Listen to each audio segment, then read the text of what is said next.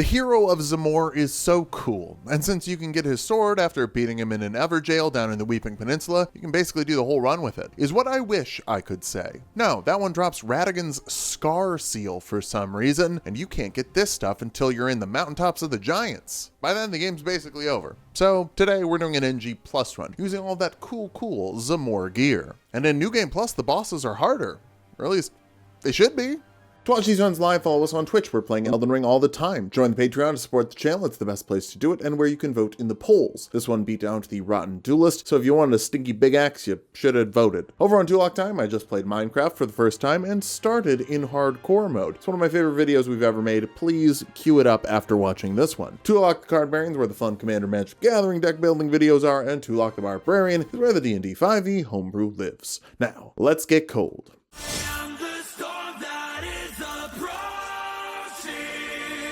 You should do a run with the Moon Veil as Virgil. Oh, damn. Should I also do the Ultra Greatsword and be Guts? I'm sure other people have done a lot of the videos I've done, but dog, there's hundreds of those videos already. It's like saying I should open a Fazoli's in Florence. We're building this on top of last week's Minecraft run and starting in the Giant Conquering Hero's grave, which means we need to conquer a giant. Wait a second. Who was the first boss in the Minecraft run?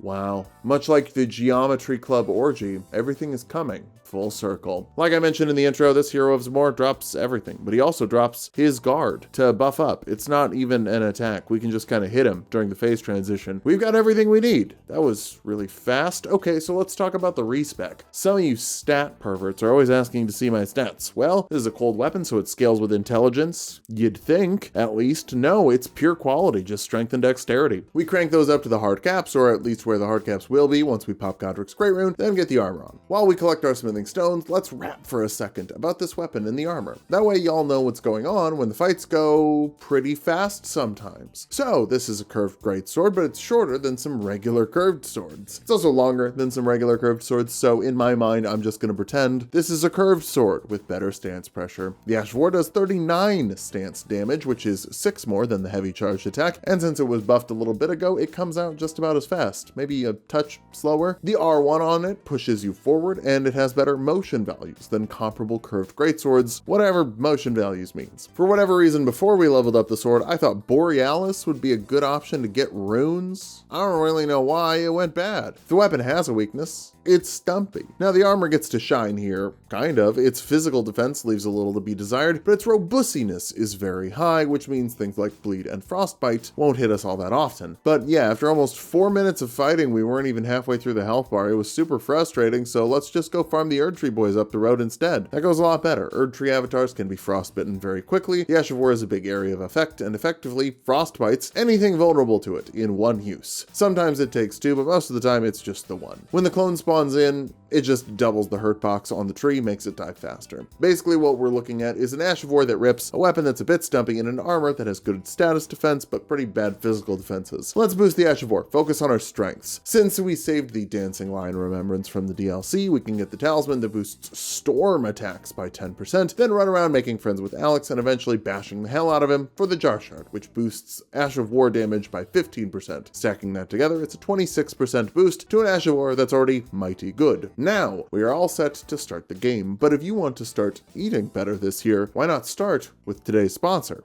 Factor. That's right, gamers, this video is sponsored by Factor. Factor is the meal delivery service sending you tasty, delicious food that's ready to go in 2 minutes in the microwave. Factor has a wide variety of foods depending on what you want to eat, whether you're vegan, vegetarian, keto, or calorie smart. Anything you want, Factor's got it. And got it plentifully. So no matter what your dietary restrictions, you also won't get bored eating the same thing over and over again. Factor can help you escape the takeout trap. Food is getting more expensive as the days go by. This food's nice and affordable and doesn't have any extra delivery fees tacked onto it. Plus, it helps you get back to whatever you were doing faster than if you were to run out and pick something up, or go out to the grocery store, spend a bunch of time shopping, doing a bunch of dishes. That's time you could be spending with your loved ones, or if you're like me, working. But you should should spend your time with your loved ones. Factor also gives you flexibility. If you're going to be out of town or have some special occasion you want to cook for, you can cancel your order for a week or move it to another week. Whatever you want to do, Factor understands. And remember, all these meals are chef-inspired, dietitian approved. There's no better way to start eating healthy this year than with Factor. So if you want to try Factor, head to factor75.com/50height for 50% off your first Factor box and free shipping. That's factor75.com/50height to get 50% off your first box and free shipping. Now let's get back to this cool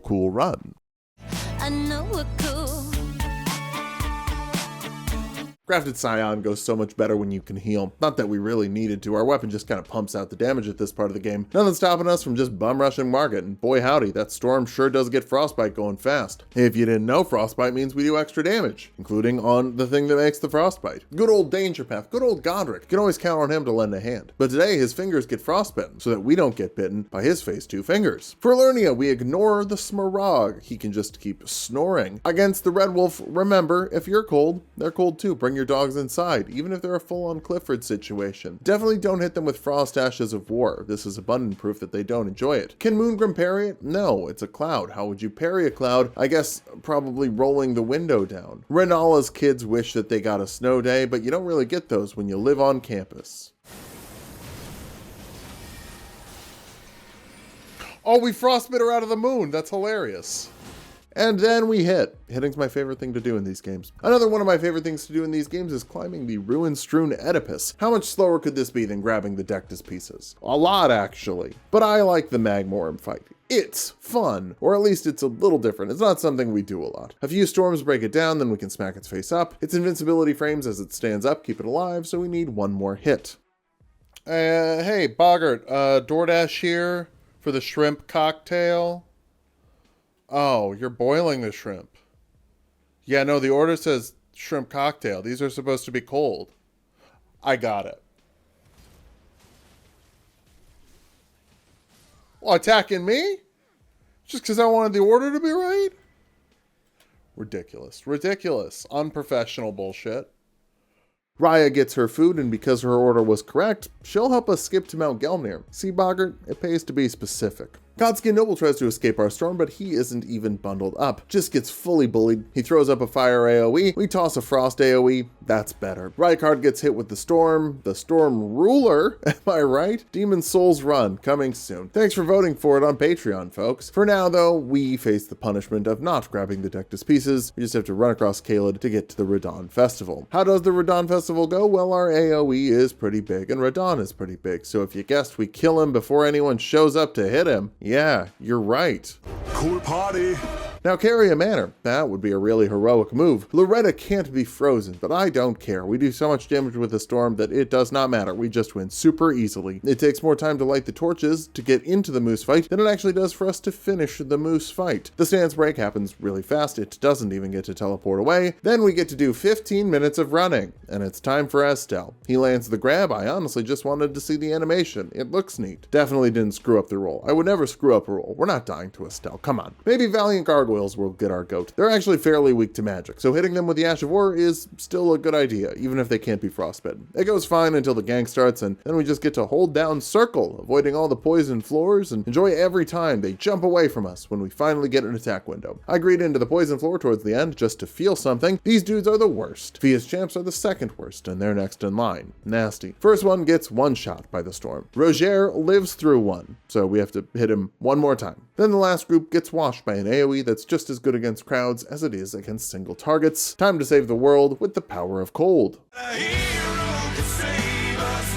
I'm not gonna stand here and wait. Freaking jump scare when I pulled that up. I didn't realize it was from the first Spider-Man movie. What the hell? Imagine you're Mary Jane. You finally figure out Peter Parker is Spider-Man. You're suspended on some webs, about to make out. And he pulls out the iPod Classic and rips some Chad Kroger. Not even all of Nickelback, just solo Chad. Godfrey Shade is immune to cold, but we can just hit him with the Ash of War. The damage is still good. Also, you know what was funny? When we did the elements testing run, there was a bunch of people who seemed to think that we forgot cold. We didn't forget cold. We more got cold right here. The true hero is not of Zamor here, it's of Vigor. We live some hits and it helps us win. For dem lands, climate change is making storms worse. That's why I've seen 10 once-in-a-lifetime storms hit the Gulf of Mexico in my lifetime. Yep, still calling it the Gulf of Mexico. But if you're trying to win over Republican voters, realize that they think you control the weather with doomsday machines. That's the median voter over there. So, you know, give up on that. Maybe try building your coalition a different way. You're not going to sway people who think you are a James Bond villain. Fighting Fire Giant is literally what the Hero of Zamor loves to do. Wild that the ones in the ruins didn't find this guy. He doesn't exactly blend in with the rest of the mountain. Despite having rather high frostbite resistance, we stack roughly 650 frostbite per hit with the Ash of War. So if you're not immune, you're getting frosted like Tips were in the 90s. Why did they make the gratuities so cold? It was a crazy time. Just like our crazy time against the Godskin duo. Did you know fire resets frostbite on enemies? So while our storms make everyone chilly like ice cream, Bernie's fire stick are making them hot, like chili. Okay, Garunk, you want to be a wall for us? No, he doesn't. Doesn't even slow us down, and neither does the Malekith form. This Ash of War is simply too good. Gideon's been a problem lately. Maybe he can do it. Not really, though. The Ash of War is alright. He gets the frostbite on. The real trick to NPCs is this slightly delayed R1 attack. More on that later. It's very funny. Godfrey also has wicked high frostbite resistance, but that doesn't matter. Matters even less when we can break him down super fast and he basically doesn't get to participate in the fight. Only Radahn can be frozen in this boss fight, but he's the harder part of the fight anyway. Doesn't matter. Ancient Hero of Vigor carries us through, even if we've got some pretty rough dodges that would kill a lesser red bar. Now we can't shield the Elden Beast. The Ash of War still does so much damage. It's the best thing to go for. Another super easy win. Are we gonna do the whole base game deathless and in under 4 hours? He was a skater boy, she said see you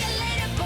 He wasn't good enough. Yeah, so if you were wondering why we're kind of flying through the video, it's because we're flying through the run. It's just that fast. Classy likes to make lightning, but I am the Storm Master, so much so that it doesn't even get to do the Omega Laser. We're skipping so many Omega moves today. Gotta say, I love that. Fortisax also likes to bring the lightning. Maybe we can get some sweet counter damage by standing underneath it. Maybe, I don't know how that works. I don't know how this game works. That's why everyone always tells me I'm doing it wrong. So we get Frostbite and Fighting Nile.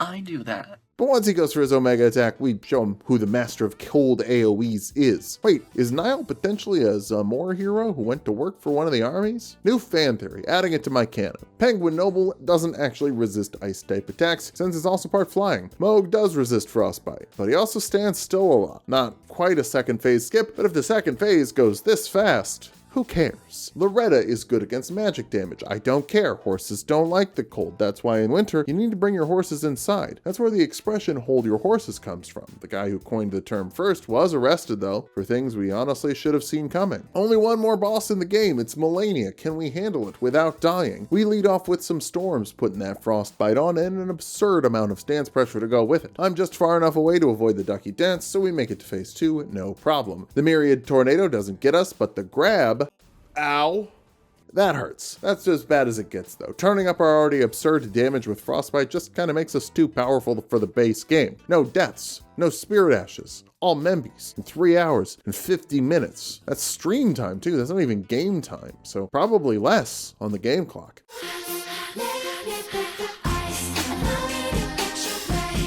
Remember, if anyone ever asks you what your favorite anime is, Britney Spears is an acceptable answer. If you don't know what I'm talking about, break the ice music video. Do yourself a weird 2010 style favor. Britney Spears dances, so does the Dancing Lion. How's that for a segue? Hey wait, it's another buddy who makes ice storms. I really thought that was like my special thing. Maybe they're also Zamor warriors. We don't know what they look like under the costume. Could also be Britney Spears. Wouldn't be her weirdest outfit. Rilana has no ice, but she does resist magic damage quite a bit. Oh no, what will I do? I'll hit her. This is also a sword. Oh, and also, she doesn't even really resist magic damage all that much. The DLC did away with 80% resistances, and I really appreciate that. Highest they go is 40. I think Mesmer has 50 fire, but that's very reasonable. Kind of makes it feel like every strategy is viable for every boss in the DLC, and that's something I quite appreciate. Remember that when I complain about the DLC in 5 minutes. Hey, speaking of Mesmer, that's a boss and he's weak to frostbite. I guess we have a chill island Ash of War to freeze his hot heart or something. Crit our way into phase 2 and fail to press the circle button. I think it's the circle, at least. Looking at the fight, I'm not totally sure I've ever seen it before. Yeah, despite having almost all of our flasks as we enter phase 2, Mesmer is just boiling them away. Oh, it's never the fire I suck at dodging, it's the damn snakes. And the spear. And the fire. Just gotta tighten up a little bit and we're able to pull it out. I generally don't like deli meats, but against Gaius, it's time for some cold cuts. Blast freeze that piggy and slice it extra thin. Light load helps us avoid the charge, but not enough. We take our first loss to a boss. So sad. Second attempt, honestly, it goes worse. We kind of get taken for a ride and even miss the easy punish on the phase transition. But we don't have 3 failed dodges in a row, so we manage to win and not die.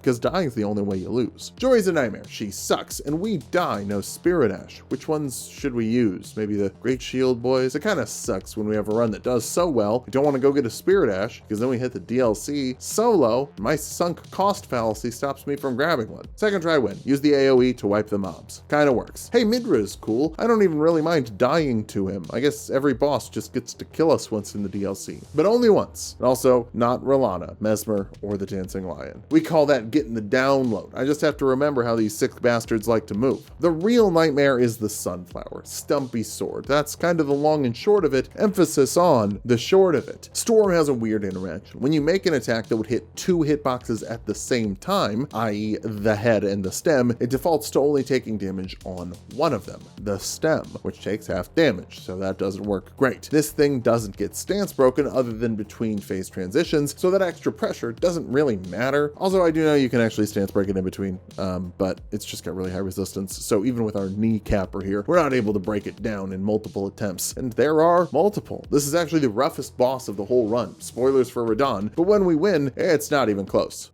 I'm gonna fucking die!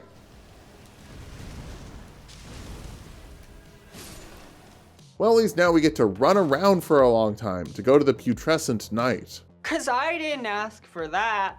Dragon Man 1, iced. Dragon Man 2, iced again. Dragons are weak to ice. Everyone knows this from Pokemon. I had to sign off for the day. The DLC kinda takes it out of me. It's just so much running and so many bosses I dislike. Putrescent Night is just another one. It even goes fine, but it's a slog of waiting for it to run back in so I can hit it. And then we get to do Meteor, but only after a 20-minute horsey ride. And Anna, but come on, that's like, she's not even like a real person. Meteor gets cold. We have slashing damage, but like Putrescent Night and so many other of the DLC bosses, the attack windows are very small, like portholes. Also, I forgot to swap back on the physical talisman after the flower fight, so that makes a lot of sense. It does kind of stink. You don't really get to play the DLC without massive defensive talismans as part of your build, but hey, them's the breaks. Maybe the vibes are just off. Even Romina is getting her licks in, and not in the normal way I'd be okay with Romina licking. She just really loves using the moves that make her fly or roll out in a giant hitbox that we can't touch today. It's all very frustrating, but that's to be expected. Elden Ring kind of is the frustration simulator. We're low on flasks, rotted, but we get it done. Romina isn't all that bad, even when she is. Letta and the gang get cooked, not by the storm, but by the slightly delayed R1s. Remember how I said they were good against NPCs when we were fighting Gideon? Well, they're also good against NPCs here.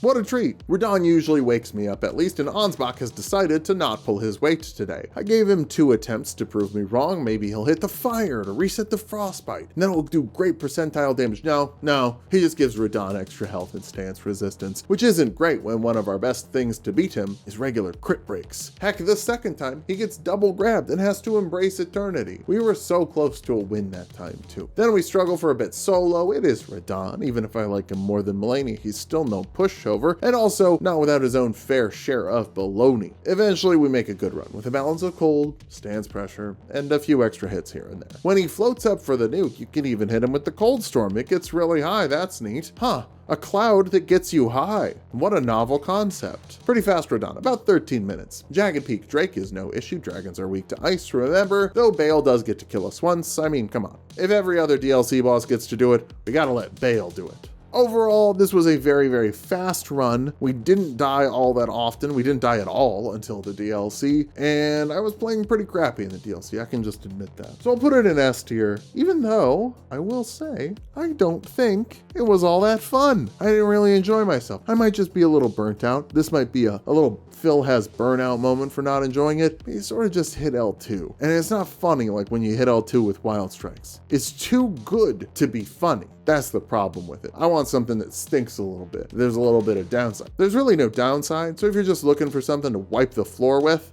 yeah, Zamor Curved Sword, L2. It'll get you there. Thanks for watching. If you like the video, subscribe for more. We're making new videos all the time. Join the Patreon to support the channel. It's the best place to do it. Check out Tulok Time. Again, we have a feature-length, movie-length video about me trying to play Minecraft for the first time. It's really, really good. I really recommend checking that out. And then other channels, Tulok the Barbarian and Tulok the Cardbarian for D&D 5e and Magic the Gathering, respectively.